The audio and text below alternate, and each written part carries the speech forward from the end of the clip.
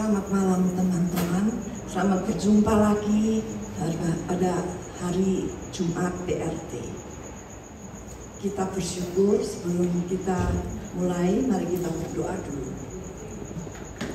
Ya Bapa kami yang dalam surga, kami mengucap syukur, terima kasih Bapa. Kalau masih ada kesempatan kami bisa berkumpul bersama-sama, bersekutu untuk berdoa, belajar firman-Mu dan memuji nama-Mu. Ya Bapa, terima kasih Engkau memberkati kami dikenangkan dengan makanan malam, maka kami juga rindu untuk makanan rohani. Tuhan, Engkau berkati satu persatu di antara kami ini ya Tuhan, juga yang belum bisa datang atau yang dalam perjalanan. Terima kasih Tuhan, Engkau memberkati persekutuan ini dari awal hingga akhir. Nama-Mu saja yang dimuliakan dan ditinggikan. Terima kasih. Hanya dalam nama Yesus kami berdoa. Amin.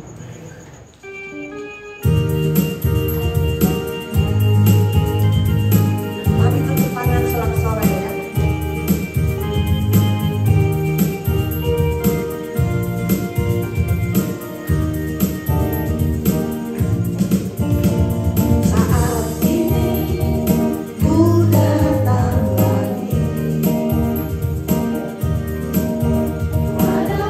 Tuhan, tunjukkan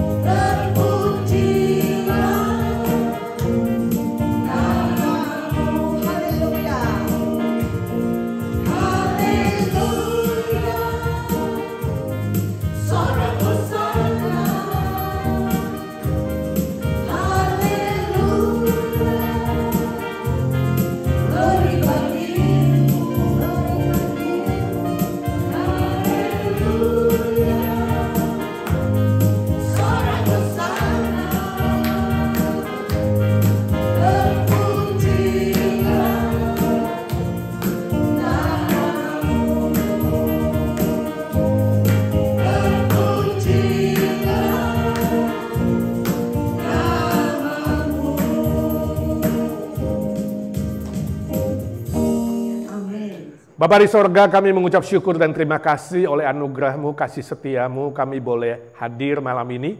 Bersyukur ada teman-teman yang baru bersama-sama dengan kami, Saudara Arifin sekeluarga, juga Ronald dan Nani yang kesaksian. Kami bersyukur ya Tuhan, juga untuk Berry dan Lily yang sudah kembali dari liburan, dan kawan-kawan yang lain. Kami bersyukur Tuhan, malam ini kami boleh memuji Tuhan, mendengarkan kesaksian-kesaksian yang menguatkan bahwa Engkaulah satu-satunya Tuhan kami, Allah kami yang memelihara kami dengan setia sampai detik ini. Dan kami juga diberi kesempatan belajar firman-Mu, sebab kami tahu di tengah-tengah dunia yang semakin bengkok dan jahat, hanya firman-Mu lah satu-satunya pegangan kami, sandaran hidup kami, dan pimpinan hidup kami. Siapkan hati pikiran kami dan pakai hamba-Mu yang lemah, terbatas, dan hina dina ini. Dalam nama Tuhan Yesus kami berdoa dan memohon berkat Tuhan. Amin. Saudara, malam hari ini kita akan belajar sebuah tema, yaitu sebuah pertanyaan yang mungkin saudara juga bertanya atau banyak orang bertanya, kenapa harus menderita? Kenapa harus menderita? Kita akan diskusikan 3 pertanyaan dulu. Yang pertama, kita tahu bahwa perang Israel melawan kelompok Hamas di jalur Gaza sampai hari ini belum selesai. Ya, justru skalanya membesar. Bahkan negara-negara lain yang juga tidak suka dengan Israel, yang ingin menghabiskan Israel pun mulai ikut-ikutan bisa menyerang negara Israel. Hari ini kita tidak akan bahas kenapa banyak negara-negara yang anti dan ingin menghabiskan Israel, tapi kita akan belajar kenapa Tuhan izinkan adanya penderitaan yang berat ini. Kita tahu beberapa ribu orang sudah mati, nggak tahu jumlah yang pasti ribuan. Kita juga tahu puluhan ribu, mungkin ratusan ribu menderita, baik itu kehilangan orang yang dikasihi, yang mati, ya, keluarganya ada yang mati, ada yang terluka parah, ada yang kehilangan rumah, ada yang harus mengungsi dengan tidak bawa apa-apa atau bawa hanya sebagian hartanya. Ada yang kelaparan, gak ada makanan, gak ada minuman, gak ada obat-obatan, ada yang kena sakit penyakit dan berbagai macam penderitaan yang sangat berat di sana. Kalau dibandingkan kita di sini, belum ada apa-apanya tentu, tapi saya yakin setiap manusia itu mengalami penderitaan. Walaupun nggak seperti mereka yang di zona perang, atau Ukraina dan Rusia yang juga belum selesai. Beberapa negara masih perang dingin, belum selesai juga. Ya. Bukan saja penderitaan karena perang, tapi juga bisa penderitaan yang lain. Nah, kalau boleh saya bertanya, malam hari ini, coba saudara bisa nggak sebutkan 1-2 penderitaan yang saudara sedang alami? Coba malam hari ini saudara sebutkan 1 atau 2 penderitaan yang sedang saudara alami, atau dialami oleh keluarga saudara, atau dialami oleh teman-teman saudara. Siapa yang mau sebutin 1 atau 2? Sakit panjang, Pak Indra. Ada lagi yang lain? Sakit, rata-rata menderitanya sakit, ya. Sakit menua, sakit memanjang, sakit yang rasanya gak sembuh, ya. Kelemahan fisik itu normal. Gak ada orang di bumi ini makin hari makin sehat. Jadi saudara jangan doanya Tuhan kalau boleh tiap hari tambah sehat, gak pernah sakit. Ya, doa juga harus reality sedikit saudara. Tapi doakan di tengah-tengah kesakitan Tuhan kasih kekuatan ekstra melampaui penyakit itu, betul nggak? Ada yang Tuhan izinkan sembuh, ada yang tidak sembuh. Ya mungkin ada yang menderita karena apa?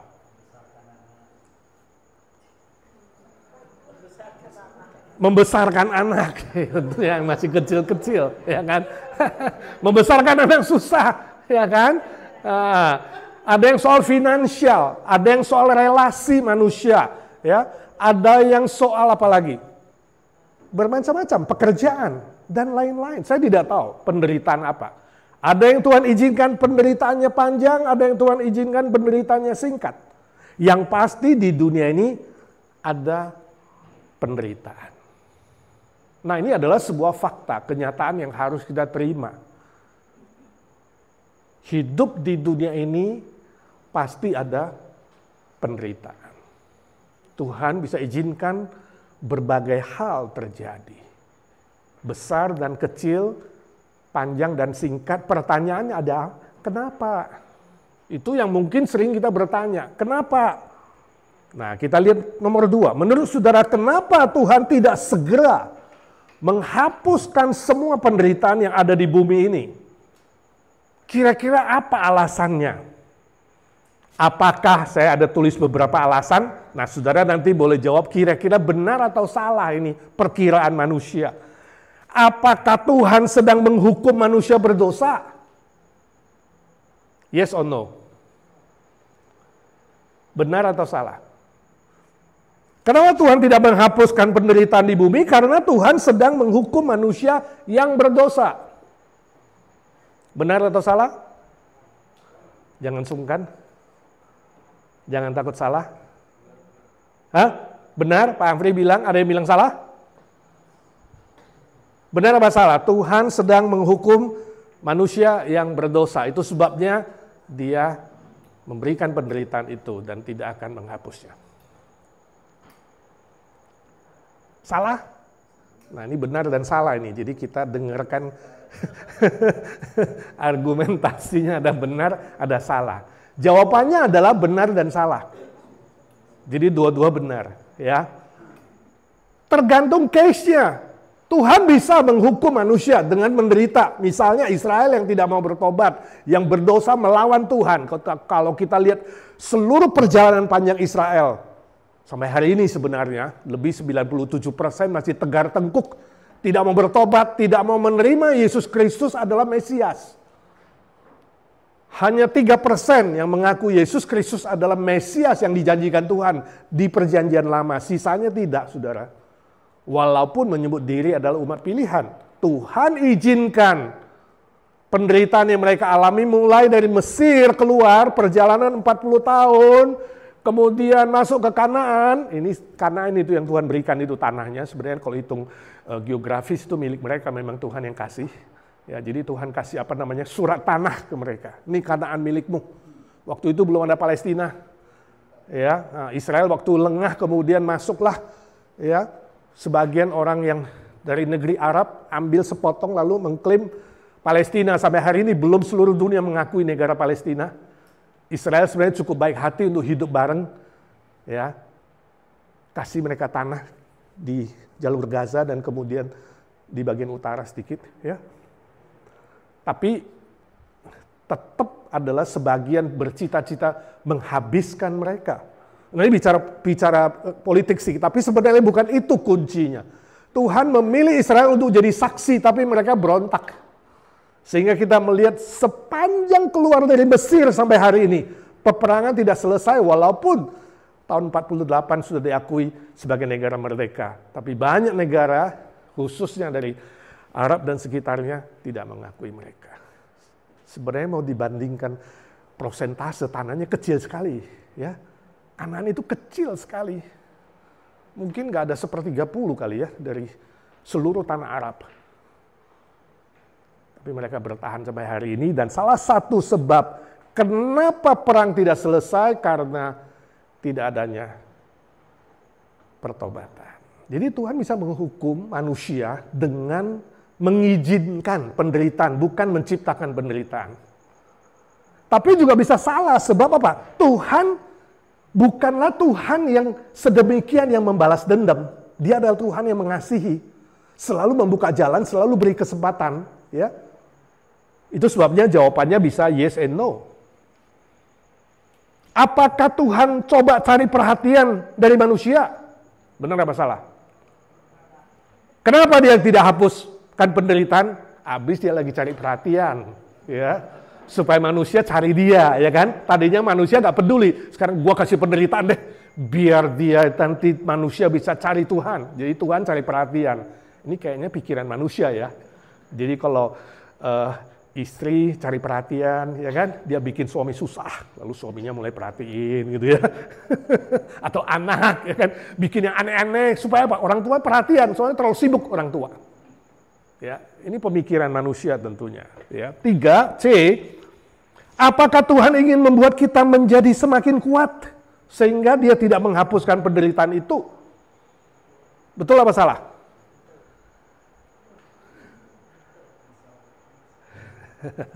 Jadi kalau Tuhan mau buat kita kuat, Dia kirim penderitaan, begitu ya. Ini seperti bapak, kalau saudara jadi bapak, mau supaya anakmu kuat, mantep, saudara kasih anakmu susah dulu ya. Harusnya bisa beli sepeda atau beli Honda, saudara bilang jalan kaki, biar kamu kuat kakinya. Saya kira bapak aja gak segitu, betul gak? Kesian kalau lihat anaknya tiap hari jalan kaki sampai gempor itu kaki, lalu ya udahlah beliin motor gitu kan. Masa Bapak di surga begitu? Ya tentu ini tidak benar. Apakah Tuhan tidak sanggup menghentikan penderitaan yang ada?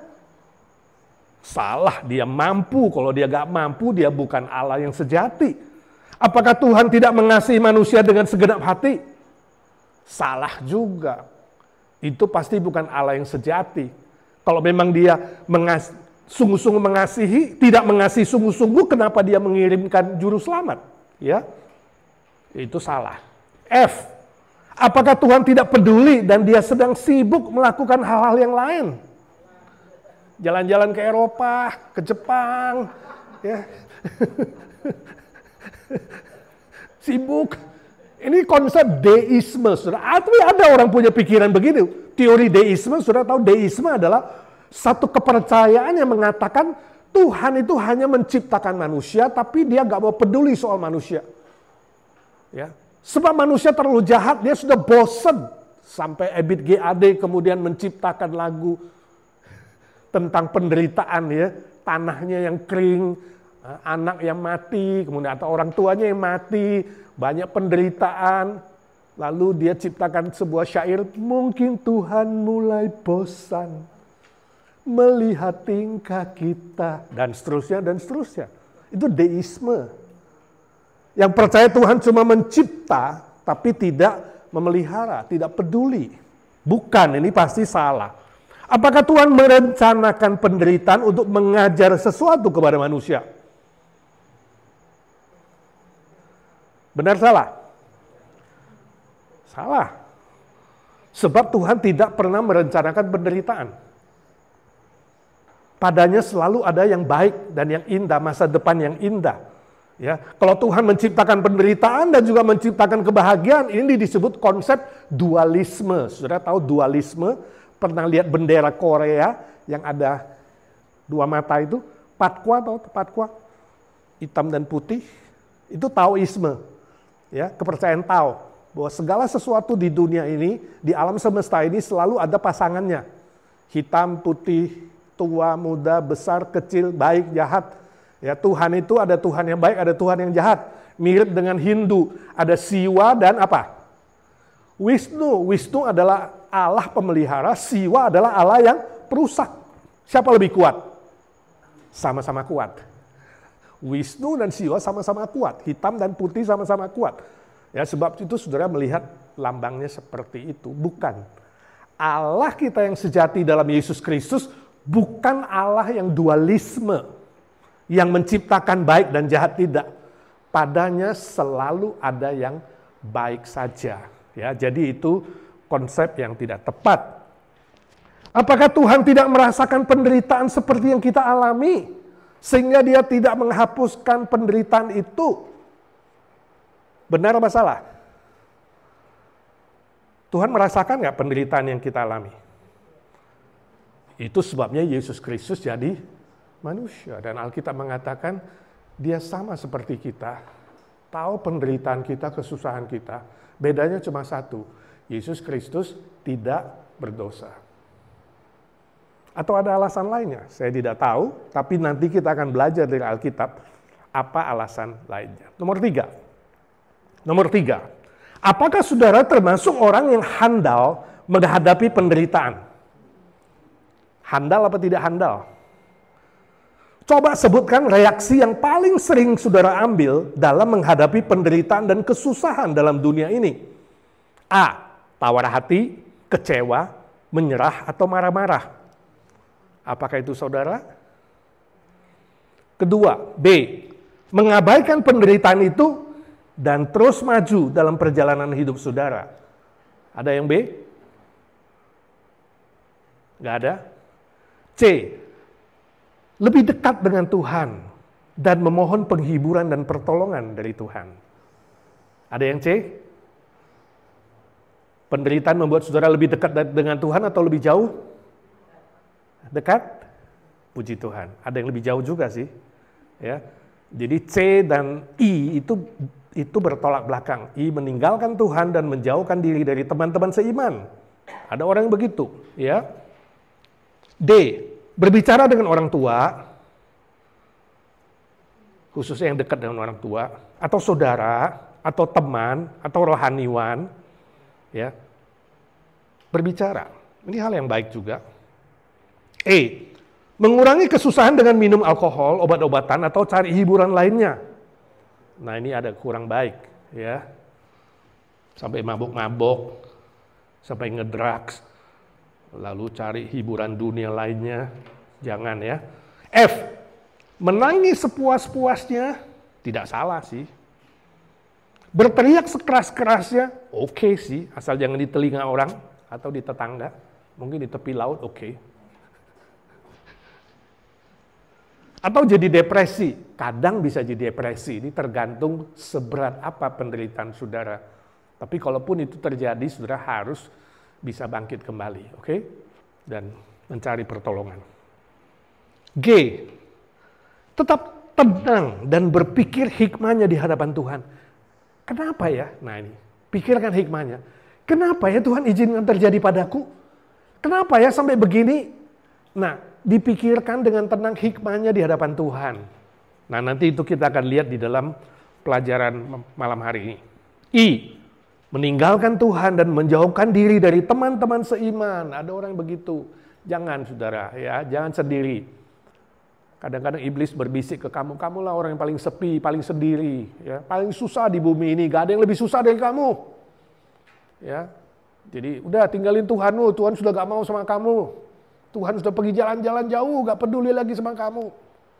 Jangan saudara sampai terpengaruh dengan bisikan-bisikan yang jahat dari suara iblis atau roh lain. Oke, mari sekarang kita lihat dari firman Tuhan. Kenapa manusia harus menderita? Ya. A. Kejadian 3 ayat 15 dan 17. Mari kita baca sama-sama Kejadian 3, 15 sampai 17. 1, 2, 3. Aku akan mengadakan permusuhan antara engkau dan perempuan ini, antara keturunanmu dan keturunannya. Keturunannya akan meremukkan kepalamu, dan engkau akan meremukkan tumitnya. Lalu firman-Nya kepada manusia itu, karena engkau mendengarkan perkataan istrimu, dan memakan dari buah pohon yang telah kuperintahkan kepadamu, jangan makan daripadanya, maka terkutuklah tanah karena engkau. Dengan bersusah payah engkau akan mencari rezekimu dari tanah seumur hidupmu. Nah saudara, ini konteksnya adalah kejatuhan Adam dan Hawa. Ketika iblis menggoda Hawa, dan kemudian Hawa merayu Adam, dan Adam kemudian juga ikut makan buah yang dilarang oleh Tuhan itu, maka keduanya jatuh di dalam dosa. Itulah eksistensi dosa pertama dalam kitab Kejadian. Nanti saudara pulang baca seluruhnya pasal 3. Ya, ini menjadi penyebab pertama kenapa ada penderitaan dan kesusahan di bumi ini, yaitu gara-gara siapa? Pencobaan iblis dan Adam dan Hawa yang jatuh dalam dosa. Ini yang disebut dengan penderitaan global. Karena satu Adam berdosa, maka seluruh keturunan Adam ikut berdosa dan menanggung efeknya. Dan Tuhan bilang sama Adam, seumur hidupmu kamu akan bersusah payah mencari rezekimu. Tanah ini akan terkutuk, bumi jadi terkutuk, bumi ada virus, ada sakit penyakit, ada gempa bumi, ada bencana alam, ada penderitaan-penderitaan lainnya di bumi ini gara-gara dosa sudah masuk mencemarkan seluruh planet bumi, termasuk manusianya. Ya, ini menjadi penyebab utama yang kita sebut dengan penderitaan secara global. Seluruh globe, ya, seluruh alam semesta kita tercemar oleh dosa. Jadi jangan heran, kok ada sakit penyakit ya? Kok ada bencana alam ya? Kok ada gempa bumi ya? Kok ada banjir ya? Sekarang kok global warming, macam-macam lah. Ya, kok ada perang, ada orang jahat. Ini disebut penderitaan yang bersifat global. Nah, aplikasinya untuk kita apa? Tuhan tidak pernah merancang penderitaan bagi manusia. Ini saudara harus tahu. Penderitaan manusia bukan direncanakan oleh Tuhan, tapi karena kejatuhan iblis yang membuat Adam dan Hawa manusia juga terjatuh dan mencemarkan seluruh alam semesta. Ya, itu sebabnya saudara, semua kesalahan, kalau mau cari kesalahan ada pada siapa? Iblis dan Adam dan Hawa yang tergoda, manusia yang berdosa. Ya. Jadi janganlah saudara kemudian, kalau orang menderita biasanya suka cari penyebab itu, cari apa? Kambing hitam kan? Ini gara-gara siapa ini? Hah? Ini karena Tuhan nggak peduli nih, ya. Ini karena kita mulai menyalahkan Tuhan. Kan Tuhan bisa kontrol, kan Tuhan merancang segala sesuatu, kan Dia powerful, kok nggak menolong sih? Ya, Tuhan ada di mana sih? Emang Dia lagi tiduran? Nah, mulai cari kesalahan, menyalahkan Tuhan. Ini penyakitnya siapa? Kalau saudara menyalahkan Tuhan, ini penyakitnya siapa? Adam. Adam dalam bahasa asli Adam, yaitu artinya apa? Manusia. Jadi arti hurufiah dari Adam, jadi kalau saudara kasih nama anakmu Adam, berarti itu artinya bahasa Indonesia manusia. Hei manusia, hei Adam, gitu ya. Waktu Tuhan tanya, Adam, kenapa kamu makan buah yang kularang itu? Adam bilang apa? Salahin siapa? Salahin Hawa atau salahin Tuhan? Wanita yang kau ciptakan itulah Tuhan. Sih. Ini hebatnya ya. Manusia ya. Tetap gak nyalain istrinya dulu. Dia nyalain siapa yang ciptain istri dia. Jadi akhirnya yang salah siapa? Tuhan. Artinya kalau kamu gak ciptakan Hawa buat gue gak jatuh. Ini kenapa? Karena you menciptakan Hawa untuk gue. Nah, bahasa pasarnya saudara ya. Dia tentu gak berani bilang sama Tuhan pakai gue lu. Ini gara-gara Tuhan nih. Kan Dia bisa kontrol. Kenapa Dia gak kontrol? Kenapa gak selamatkan saya? Dia udah tahu saya ini sukanya berjudi. Kenapa waktu mau pasang judi Dia gak tarik tangan saya? Manusia kadang-kadang gitu kan. Dablek kan. Dia pakai, dia punya kebebasan untuk berdosa. Dan kalau jatuh dia bilang, ini gara-gara Tuhan nih bikin gua ada pilihan bebas nih. Harusnya gua jadi robot aja. Kan gitu kan. Tapi kalau jadi robot mau gak manusia? Gak mau. Tuhan gak menciptakan boneka. Ini loh. Jadi saya harap setelah mengerti dosa global, saudara kalau ada penderitaan, kesusahan jangan salahin Tuhan. Ini iblis pinter sekali. Ya, nyalain Tuhan. Ini dosa memfitnah Tuhan. Bahwa Tuhan yang merencanakan penderitaan ini. Tuhan yang merencanakan semua kesalahan ini. Sadar pada Tuhan, cari kambing hitam. Jangan sampai saudara mengulangi kesalahan seperti Adam. Ya. Lalu B. Mazmur 119 ayat 67. Kita baca sama-sama. 1, 2, 3. Sebelum aku tertindas, aku menyimpang. Tetapi sekarang aku berpegang pada janji-Mu. Engkau baik dan berbuat baik. Ajarkanlah ketetapan-ketetapan-Mu kepadaku. Nah ini pemazmur, Mazmur 119. Sebelum aku tertindas. Jadi sebelumnya dia gak tertindas, saudara. Ya. Tapi akhirnya tertindas dia. Sebelum aku tertindas dia bilang apa? Aku menyimpang ya Tuhan. Sekarang aku mau balik kepada ketetapan-Mu. Jadi alasan kedua kenapa ada penderitaan, kenapa menderita, bukan saja dosa global, ini dosa apa? Pribadi. Jadi penyebab penderitaan bisa juga dosa secara pribadi. Selain tadi secara global sudah terpengaruh penderitaan dan dosa dan kejahatan, pribadi juga bisa. Ketika saudara sengaja melawan Tuhan, Tuhan bisa izinkan saudara menderita, ada konsekuensinya. Ya, ada konsekuensinya. Oh, agama-agama lain percaya karma. Ya, hukum karma kamu akan terima di bumi ini. Itu sebabnya kalau saudara ke Bali, tempat-tempat yang Hindu, ke Jepang, itu orangnya baik-baik. Kenapa? Takut karma. Sebab kalau kamu berbuat jahat, akan terima balasannya di bumi juga. Bisa hari ini juga, bisa besok, bisa lusa. Jadi takut berbuat jahat. Jadi di negara-negara yang percaya karma, biasanya orangnya lebih baik-baik. Karena takut karma. Nah herannya orang Kristen gak percaya karma, percaya anugerah, lalu apa? Jadi gak takut. Gak apa-apa, nanti dosa diampuni. Lupa, kekristenan gak pernah ajarkan karma, hukum karma. Tapi Alkitab mengajarkan apa? Keadilan Tuhan. Ingat, tetap ada keadilan Tuhan, tetap ada konsekuensi dosa. Saudara sengaja berdosa, pasti ada hukumannya.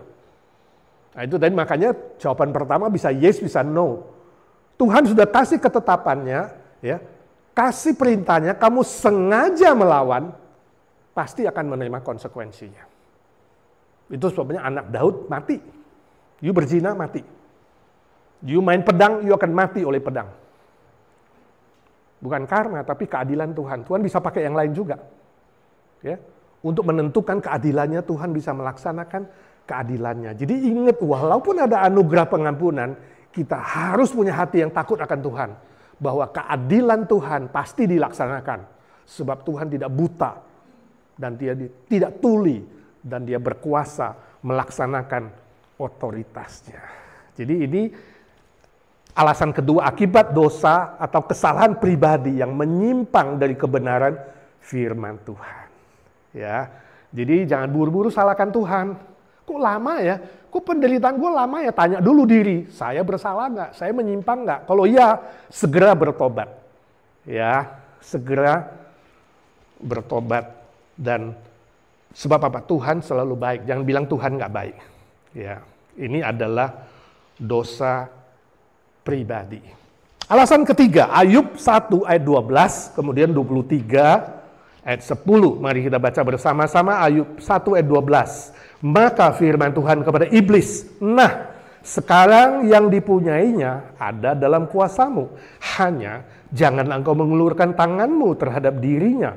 Kemudian pasal 23 ayat 10. Ya. Oh, lanjut. Kemudian pergilah iblis dari hadapan Tuhan. Sekarang ayat 10. Karena ia tahu jalan hidupku, ia di situ Tuhan. Karena Tuhan tahu jalan hidupku, seandainya Tuhan menguji aku akan timbul seperti emas. Saudara, ini konteksnya kasus Ayub. Kalau saudara pulang nanti baca Ayub pasal 1, saudara tahu ya, penyebab ketiga dari penderitaan, khususnya penderitaan Ayub yang sangat berat, itu gara-gara siapa? Iblis iri hati. Jadi iblis juga bisa jealous, saudara. Jadi iblis jalan-jalan di bumi, dia lihat Ayub ini, orang yang takut akan Tuhan, ya, hidup beribadah. Lalu Tuhan memberkati dia, memasang pagar di sekeliling dia, sehingga iblis gak bisa menyerang dia. Nah, ini hebatnya orang Kristen itu kalau dikawal oleh Tuhan, iblis mau mencobai pun gak bisa, dia harus minta izin. Akhirnya iblis minta izin sama Tuhan, boleh gak cobain dia? Ini kan gara-gara Tuhan berkati dia, coba kalau tidak. Nah ini disebut peperangan rohani. Iblis tidak suka orang-orang percaya, orang-orang Kristen hidup beribadah dan takut akan Tuhan. Dia akan coba menyerang dan minta izin. Dan Tuhan tahu Ayub akan kuat. Dan Tuhan tahu Ayub akan menang. Itu sebabnya Tuhan memberi izin kepada iblis untuk mencobai Ayub. Tentu ada batasnya. Bayangkan, Ayub tidak membaca pasal 1, dia gak tahu loh pasal 1. Dia gak tahu loh ada peperangan rohani di sorga, ya, di angkasa, di mana iblis minta izin sama Tuhan, dia gak tahu loh. Kalau tahu kira-kira lebih kuat, betul ya? Oh udah tahu ini pasti ujian, ya, ini pasti nanti aku menang. Ayub gak tahu loh. Tapi dia begitu kuat sehingga dia respon. Pada pasal 23 ayat 10 tadi dia respon. Reaksinya apa? Dia gak marah-marah. Teman-teman yang menyalahin dia, teman-teman bilang, kamu pasti dosa besar, kenapa lu sakit begini? Ya kan? Anakmu mati semua, hartamu habis, penderitaan berat. Istrinya menyalahkan dia, ya, dia sakit. Istrinya gak setia. Teman-teman bilang, gara-gara lu ini, pasti lu dosa besar ini. Bayangkan kalau ada majelis kita yang kena penyakit berat, kira-kira anggota jemaat mikir apa? Oh, ini jangan-jangan dosa besar ini ya, kenapa dia sampai begini ya? Itu manusia sukanya begitu, terlalu cepat menghakimi orang lain. Orang yang benar pun bisa dicobai. Orang yang takut Tuhan bisa dicoba, itu terjadi pada Ayub. Teman-temannya salah mengerti, teman baiknya salah mengerti, dia tetap kuat. Ya. Sampai di pasal 23, dia reaksi, dia bilang, kalau Tuhan menguji aku akan murni seperti emas. Ini reaksi yang benar. Tidak menyalahkan Tuhan, tidak menyalahkan teman, ya kan? Tetap sabar dan bertahan. Ini reaksi yang betul. Tidak mabok-mabok, ya, tidak pergi berdosa, tidak melakukan hal yang negatif, tetap bertahan, dan dia melihat itu adalah sebuah ujian. Nah, saudara, di sini kita melihat dari iblis mencobai, Tuhan ubah itu, kejadian itu jadi ujian. Untuk naik kelas. Iman Ayub naik kelas satu tingkat. Ini yang disebutkan dalam Roma 8:28. Sebab apa? Allah turut bekerja di dalam segala sesuatu. Saudara jangan salah mengerti ayat itu.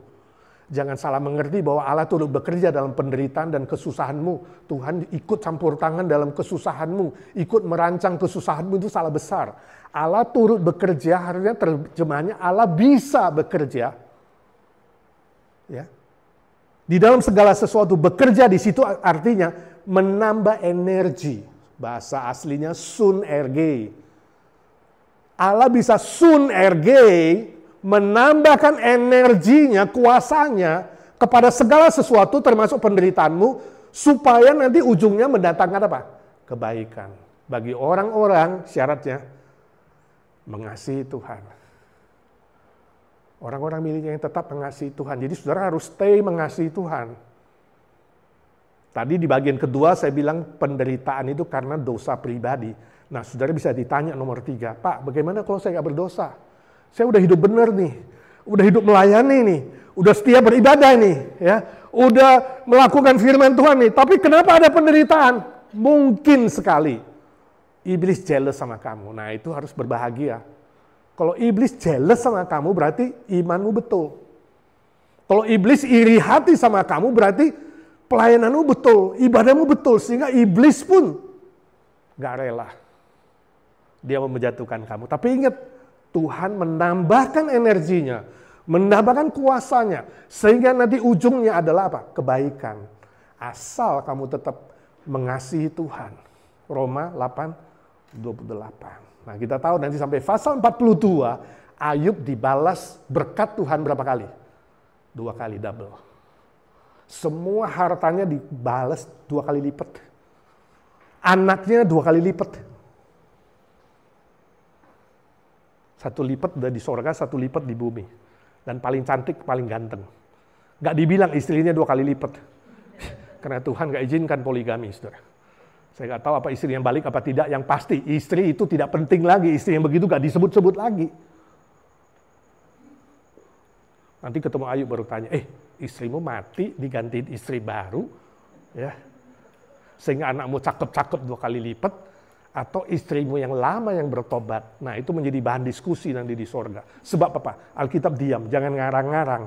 Ini prinsip penafsiran Alkitab. Kalau Alkitab diam, kamu harus diam. Jangan sok tahu. Kalau Alkitab gak ngomong, jangan ngomong. Tunggu waktunya. Ketemu Ayub kita tanya dia. Oke? Itu yang terjadi pada Ayub. Nah inilah yang saya sebut dengan duri dalam daging. Penderitaan yang kamu gak bisa hindari. Jadi penderitaan itu ada macam-macam. Penderitaan karena global kita sudah terkutuk. Kedua, penderitaan karena dosa pribadi. Yang ketiga, penderitaan karena apa? Tak terhindari. Ini disebut duri dalam daging seperti Paulus mengalami sakit. Dia doa cuma 3 kali. Dia tahu Tuhan gak sembuhkan sakitnya. Dia gak minta ke 4 kali. 3 kali saja. Sebab Tuhan ketiga kali menjawab dia, kasih karuniaku lebih besar daripada penderitaanmu. Paulus bilang, oh kalau begitu, biar Tuhan aku gak sembuh. Asal kasih karuniamu tiap hari menaungi aku. Sebab di dalam kelemahanku lah kekuatan Tuhan yang nyata dan kemuliaan Tuhan yang nyata. Dia gak minta lagi, cuma 3 kali. Duri dalam daging, artinya apa? Penderitaan yang gak bisa kamu hindari. Mengerti? Kalau saudara ke Indonesia atau kemana negara yang gak aman, pakai anting-anting emas, lalu pakai kalung gede, pakai cincin, diamond, lalu ditodong, dimintain semua. Saya tanya itu penderitaan yang tak terhindari atau bisa dihindari? Nah itu nomor 2, salah sendiri. Sehingga kupingmu ini copot, luka, ditarik. Sudah tahu banyak maling. Ya kan? Masih show off. Itu namanya cari penyakit, itu number 2. Penderitaan karena kesalahan sendiri. Ya. Tapi kalau kamu harus menghadapi flu, sakit, ya kan? Kunjungi teman, anak sakit, kamu ketularan sakit, ya kan? Bosmu galak, kemudian kamu dipecat, itu penderitaan apa? Tak terhindari, duri dalam daging. Kamu salah nikah, suamimu mabok-mabok, nah itu apa? Duri dalam daging. Ya. Duri dalam daging. Penderitaan kamu gak usah hindari. Kenapa waktu pacaran kamu gak cek baik-baik? Dia itu mantan peminum apa tidak? Jadi banyak hal di bumi ini karena kesalahan iblis, karena kesalahan manusia-manusia lain. Bukan diri sendiri, lain orang lain. Kita mendapat penderitaan dan kesusahan. Ini yang disebut tak terhindari. Ya.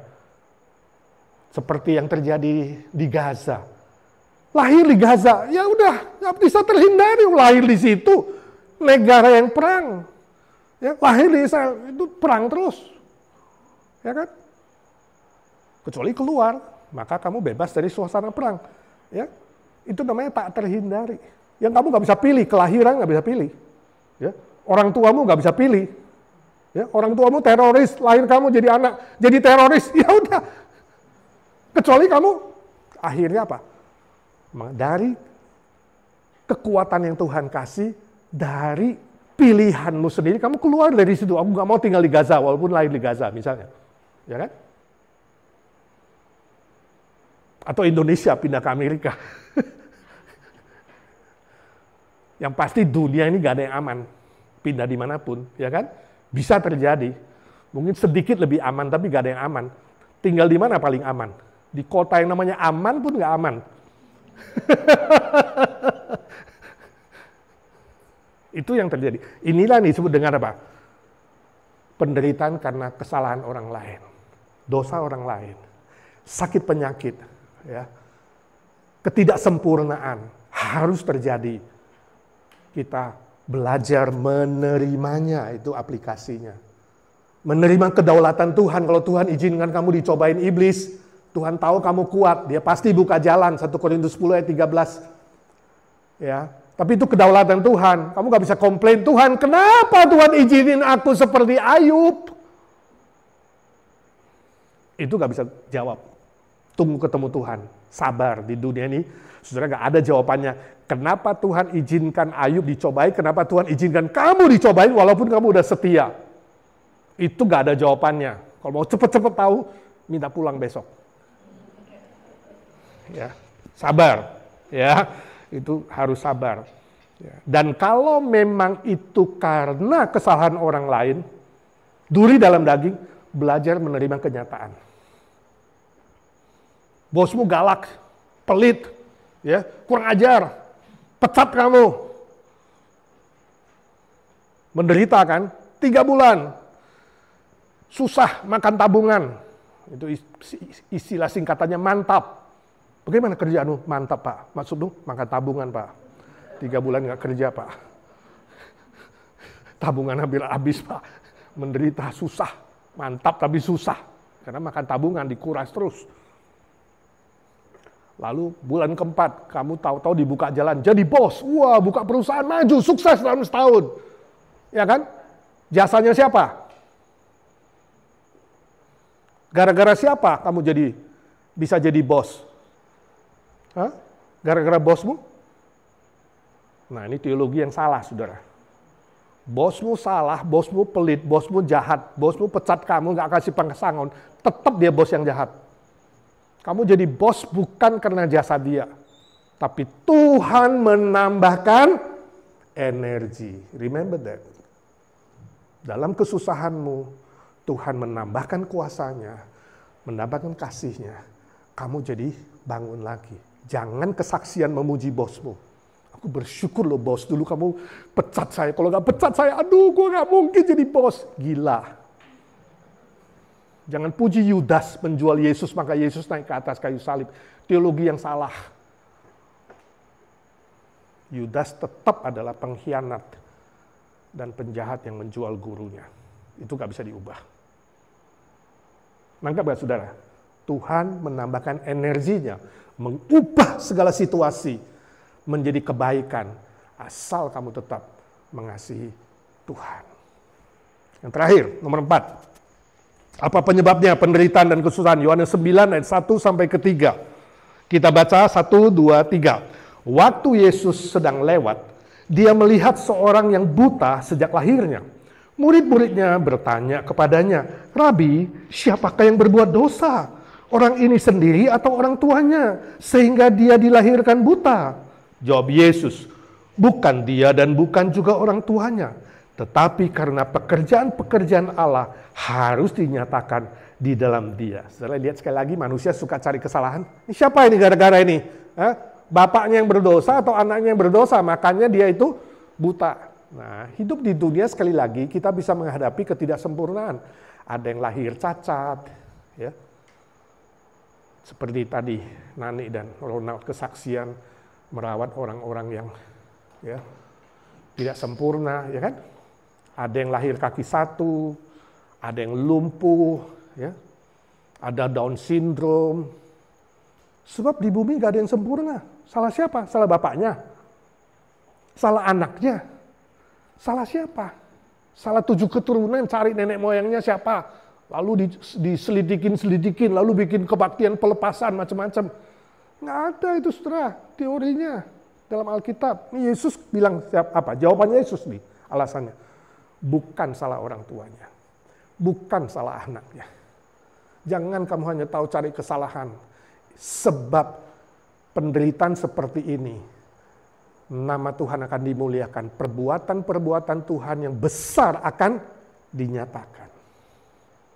Ini alasan yang keempat, ini penderitaan yang paling tinggi nilainya. Penyebab pertama apa tadi? Dosa global. Penyebab kedua, dosa sendiri. Penyebab ketiga, dosa orang lain atau iblis. Duri dalam daging, penderitaan duri dalam daging, tak terhindari. Penyebab keempat ini adalah apa? Pikul salib. Pikul salib demi Tuhan, demi kebenaran. Jadi ada 4 level penderitaan. Saudara harus lihat level mana? Level ini paling tinggi. Kalau kesalahan saudara jangan bilang salib. Kesalahan sendiri. Kesalahan orang lain jangan bilang salib. Ya. Karena kesalahan orang lain. Duri dalam daging, ya kan? Saudara salah memilih, kemudian menderita. Bukan salib. Jadi jangan dikit-dikit, aduh salibku berat nih. Ya, gaji gua gak naik-naik.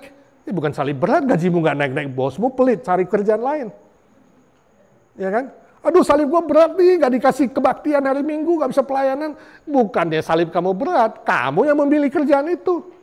Cari pekerjaan lain, emangnya Tuhan gak bisa kasih pekerjaan lain misalnya. Ya kan? Salah nikah, suami tukang judi misalnya. Ya kan? Tukang pukul atau apalah. Bukan salib berat. Kenapa? Salah kawin. Jadi saya lihat-lihat. Hanya penderitaan karena Kristus, karena Injil, atau demi memuliakan Bapa di sorga, itu salib. Ya, jadi kita mengerti ini paling tinggi. Kita nggak tahu apa yang terjadi dengan anak ini yang pasti kelahiran dia di muka bumi ini. Kita tahu banyak anak cacat di bumi ini, ya memuliakan Tuhan lebih hebat ya, dari orang normal. Lihat aja misalnya Joni Eareckson Tada, lumpuh dari leher ke bawah.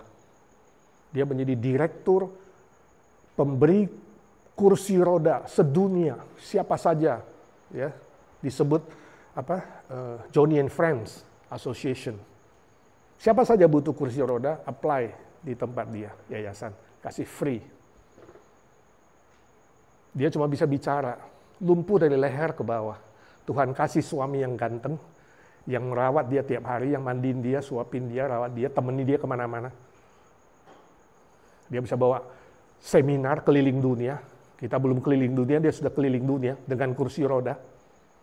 Pantang menyerah, menulis dengan mulut, melukis dengan mulut. Jadi berkat bagi jutaan manusia. Nama Tuhan dimuliakan. Waktu dia seminar di satu tempat, ada yang mengejek dia. Mana Tuhanmu, kamu saksikan Tuhan hidup. Kenapa gak sembuhkan kamu?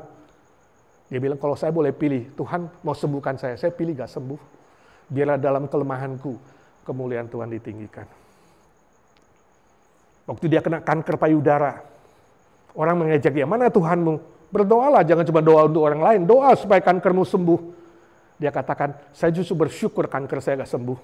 Setelah saya kena kanker, sekarang saya mengerti bagaimana susahnya menderitanya orang yang sakit kanker. Sekarang saya punya pelayanan yang baru. Melayani mereka yang sakit kanker. Ini persis seperti apa yang dikatakan di dalam 2 Korintus 1 ayat 3-4. Paulus bilang, kenapa Tuhan mengizinkan aku menderita? Supaya aku bisa menghibur mereka yang menderita. Tuhan ubah penderitaan itu menjadi kemuliaan. Tuhan ubah penderitaan itu akhirnya bisa menjadi berkat untuk banyak orang lain.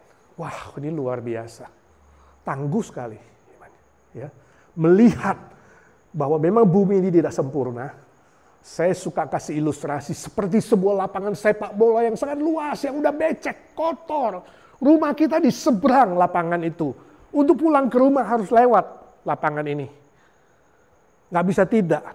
Inilah bumi kita. Untuk pulang ke sorga kita harus lewat sebuah bumi. Kita ada di bumi ini. Yang becek, yang kotor, yang ada duri, yang ada batu, yang ada kerikil. Pulang ke sana pasti luka-luka. Pasti menderita, pasti keciprat kotor. Tapi Tuhan janji pasti sampai ke rumah. You mau jalanin nggak walaupun kerikil tajam? You mau jalanin nggak walaupun becek, walaupun kotor? Kita jalani bersama Tuhan. Dan Tuhan kasih kekuatan. Di dalam Yesus Kristus kata Paulus, segala perkara termasuk penderitaan dapat kutanggung. Kita akan lewat bumi yang kotor ini, bumi yang rusak ini. Dan kita akan kembali ke rumah Bapa yang mulia, yang kekal, yang abadi, yang sempurna selama-lamanya. Amin. Itu sebabnya tetap tangguh. Walau Tuhan izinkan adanya salib. Salib itu tertinggi. Kalau kamu menderita demi Kristus, demi kebenaran, demi kemuliaan bagi nama Tuhan. Amin. Mari kita berdoa. Ya Tuhan Yesus, suara hamba-Mu sudah berhenti. Biarlah suara Roh Kudus terus berbisik, bekerja di hati kami, pikiran kami. Mulai hari ini setiap muncul pertanyaan kenapa harus menderita di dunia ini. Atau orang lain yang bertanya kenapa harus menderita, di manakah Tuhan? Paling tidak kami bisa menjawab sesuai dengan firman-Mu. Paling tidak kami diperlengkapi Tuhan untuk bisa menguatkan saudara-saudara handai tolan, keluarga, atau siapapun yang sedang menderita dan banyak pertanyaan yang sulit. Tapi kini firman-Mu menerangi kami, pikiran hati kami diterangi Tuhan, sehingga kami bisa mengerti penderitaan yang terjadi, level keberapa, kenapa, dan bagaimana menguatkan mereka. Jadikan kami saluran berkat bagi banyak orang lain di tengah-tengah dunia yang semakin tidak bersahabat ini. Di tengah-tengah dunia yang semakin bengkok dan jahat dan semakin rusak ini Tuhan. Kami dipelihara sesuai dengan kebenaran firman-Mu. Kami setia berpegang pada firman-Mu. Kami terus bertahan di tengah-tengah kesulitan. Tetap boleh memuliakan nama Tuhan. Terima kasih Tuhan, berkati setiap pribadi yang sudah belajar malam ini maupun yang belajar secara online. dengar doa kami. Dalam nama Tuhan Yesus kami berdoa dan memohon berkat Tuhan. Amin. Mari kita lanjutkan dengan doa syafaat, saudara-saudara. Allah kuasa melakukan segala perkara. Allah kuasa melakukan segala perkara. Allah ku maha kuasa. Dia ciptakan seisi dunia, atur segala masa. Allah ku maha kuasa. Bapa di sorga, Engkau Allah yang maha kuasa. Engkau bisa menambahkan energimu di dalam setiap penderitaan. Kami berdoa untuk mereka yang korban perang, baik di Israel, di Palestina, di Rusia, di Ukraina, di mana-mana penderitaan berat yang dialami oleh banyak orang. Ada yang karena kesalahan mereka sendiri, ada yang karena kesalahan orang lain. Tuhan, hiburkan dan kuatkan. Biarlah di dalam segala situasi Engkau menambahkan energimu, ya Tuhan, kuasa dan kasih-Mu. Sehingga Injil Kristus bisa disebarluaskan, bisa didengar oleh mereka dan mereka sadar membutuhkan juru selamat. Yesus Kristus mengaku dan menerima Tuhan Yesus sebagai Mesias yang sejati. Terima kasih Tuhan, terima kasih, berkati orang-orang Kristen di mana-mana yang menghadapi berbagai penderitaan, mereka bisa teguh imannya dan tetap setia mengasihi Tuhan dan bersandar pada Tuhan. Kami doakan ya Tuhan saat ini secara khusus untuk Mama Merin. Kami baru dapat kabar bahwa tekanan darahnya drop dan sedang dibawa ke rumah sakit. Tuhan, kasihanilah dia. Tuhan, Kau menjamah dia, memberkati dokter, nurse yang menangani. Kuatkan dia dan pulihkan dia. Kalau Tuhan beri dia panjang umur, berikanlah dia, ya Tuhan, sukacita dan anugerah-Mu sehingga tidak terlalu menderita di masa tuanya Tuhan. Kami doakan Cifrida juga sakit, Tuhan jamah sembuhkan. Ibu Nina yang juga sakit begitu panjang, Tuhan kasihani dia dalam masa pemulihan. Dia mengerti firman-Mu dan tetap setia bersandar pada firman-Mu. Kami berdoa untuk Cilismo di konvalesen, dia juga Tuhan hiburkan dan kuatkan sehari demi sehari oleh anugerah-Mu. Kasihani Ibu di Sayogo yang harus menjalani kemoterapi. Willy Aziz, kami bersyukur dia sudah bisa beribadah. Tuhan, berkati masa rehab agar dia boleh pulih sempurna. Untuk Arthur Pala, remaja kami, mohon Tuhan berikan kesembuhan yang sempurna. Mujizat-Mu tidak tanggung-tanggung ya Tuhan, Kau sudah mulai, Kau selesaikanlah ya Tuhan. Untuk Rina Porung, juga pemulihan kesehatan pasca operasi, Tuhan Kau juga kasihani. Kami berdoa di sini, Roh Kudus-Mu bekerja di sana. Juga untuk Lisa Nursalin, untuk kakinya yang sakit, untuk gula darahnya yang tinggi, dan juga Wan kesehatan jantungnya. Tuhan kasihani, kuatkan dia. Kuatkan iman mereka tetap setia kepada Tuhan. Kami doakan mamanya Hegel, ya Tuhan, yang juga dalam pemulihan. Karena eksiden Tuhan, Kau sendiri yang mengasihani, menjamah, menumpangkan tangan-Mu padanya. Kami doakan Walter untuk kesehatan matanya yang belum jelas melihat Tuhan. Sembuhkan hamba-Mu dan dengan Eti boleh kembali lagi beribadah ke rumah Tuhan. Kami doakan adik kami Charlie ya Tuhan. Walaupun dia tidak sempurna lahir, kami yakin Tuhan kalau Kau izinkan dia di bumi ini, Tuhan bisa menyatakan kemuliaan-Mu ya Tuhan. Biar salib yang dipikulnya dan juga keluarganya Tuhan ringankan. Dan kami doakan kelak dia pakai Tuhan secara heran. Kami doakan baby Noah untuk kesembuhan jantungnya, masih ada satu titik kecil. Tuhan jamah dengan kuasa-Mu. Yafet Martin di Indonesia, anaknya Cirita yang sakit liver dan imun sistemnya yang lemah. Juga mamanya Ramona, Tante Oni, Cilia Waijun juga di Indonesia. Tuhan hiburkan dan kuatkan mereka dan sembuhkan anak-anak-Mu yang sakit dan membutuhkan pemulihan Tuhan. Terima kasih Tuhan, terima kasih. Kami berdoa untuk para senior kami ya Tuhan. Om Paul Wardana, agar dia tetap sehat, kuat, sukacita, bersemangat untuk mengkoordinir Evergreen ya Tuhan. Kami berdoa untuk Tante Lena, Tuhan kuatkan daya ingatnya dan kakinya yang lemah. Boleh menikmati sehari demi sehari anugerah Tuhan.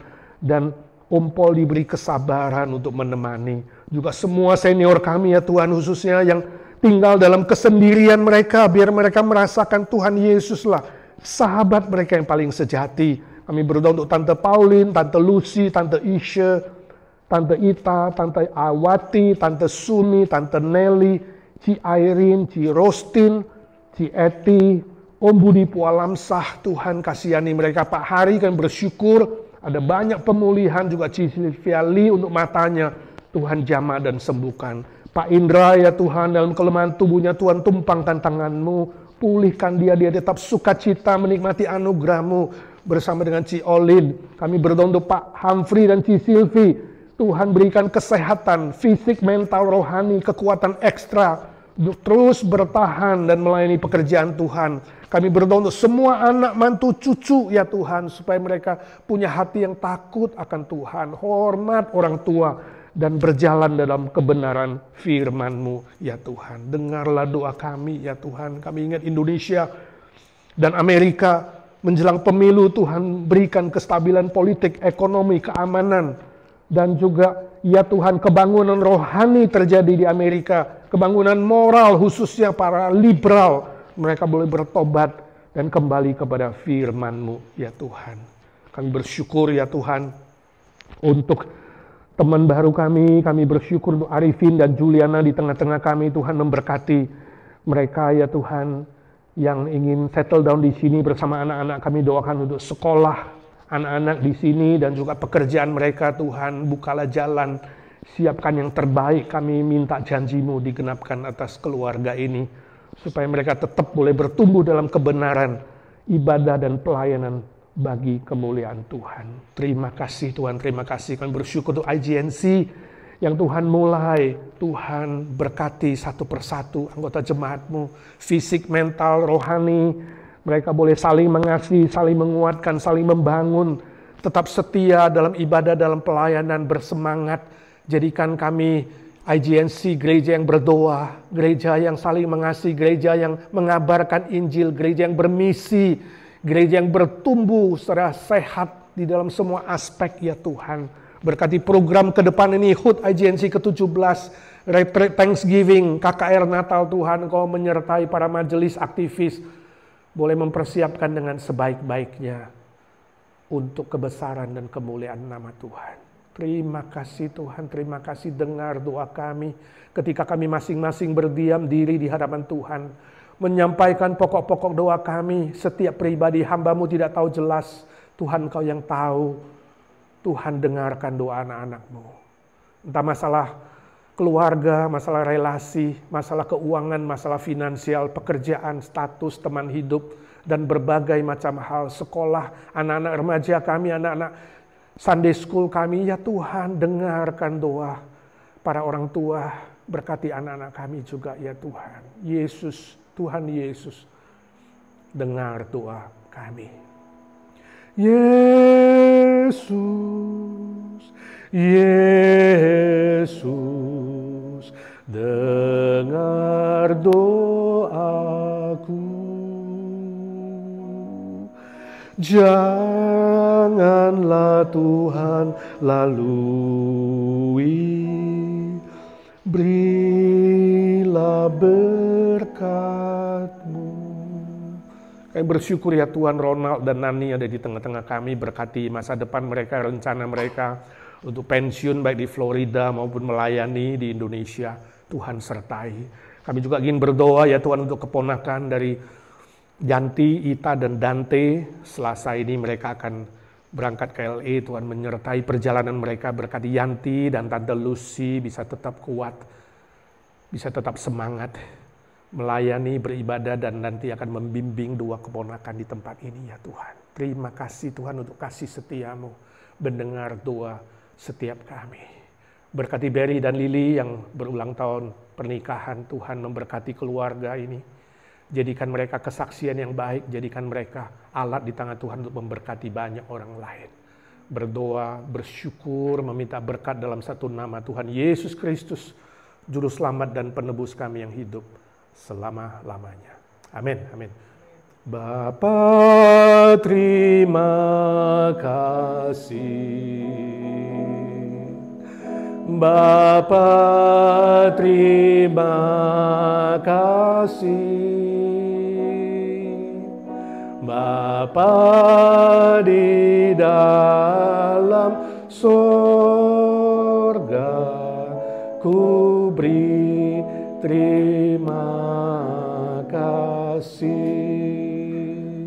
Amin.